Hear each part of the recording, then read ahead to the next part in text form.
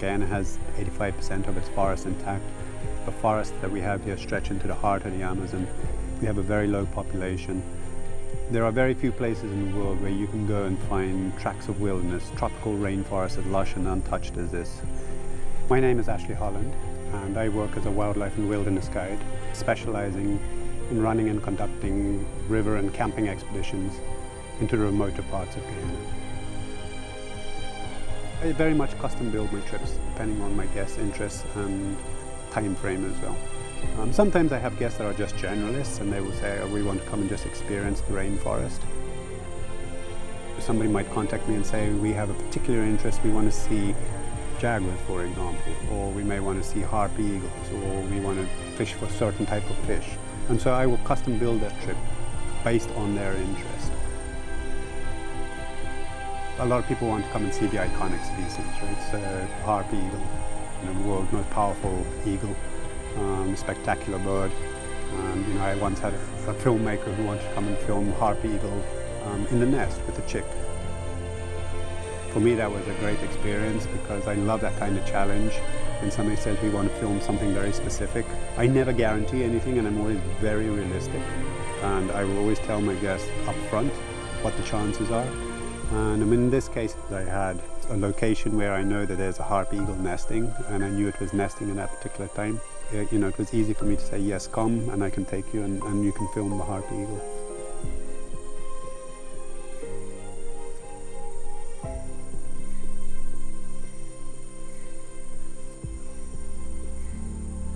Of course, another species that many people want to see is jaguars. And I'll be honest with you, jaguars are a little trickier than harpy eagles. Jaguars are a lot more elusive. Even when you know that they're in a given area, there's never a guarantee that you're going to see them.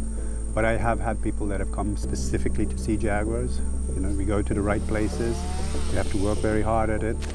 We go out on the river and we drift and we search. And if you do it enough, sooner or later you will be lucky. It's like playing a game of dice. You keep rolling the dice, rolling, and eventually you will get a double six.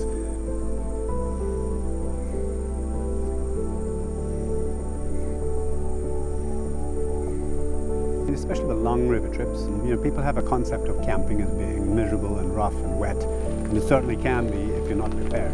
I've always believed, especially if you're going on a long trip, that you need some of the basic comforts to make the trip enjoyable. That means you have to sleep well, you have to eat well, and when you're around camp, you have to be comfortable. And so we provide hammocks, proper netting so people aren't bitten by insects, and we make the camps as comfortable as possible.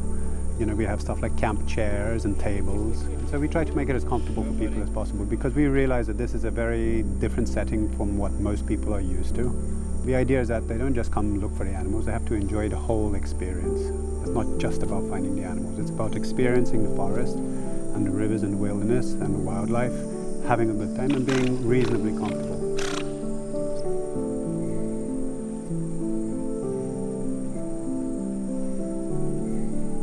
All of my guides are local indigenous people, and they make perfect guides because there's no one who knows the forest better than they do. And the fact that they can speak English, they're very good at interpreting the forest and explaining to my guests about the forest and the animals and the fishing.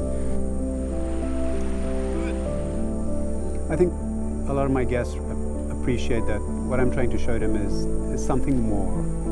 I want them to think about the wilderness in a different way.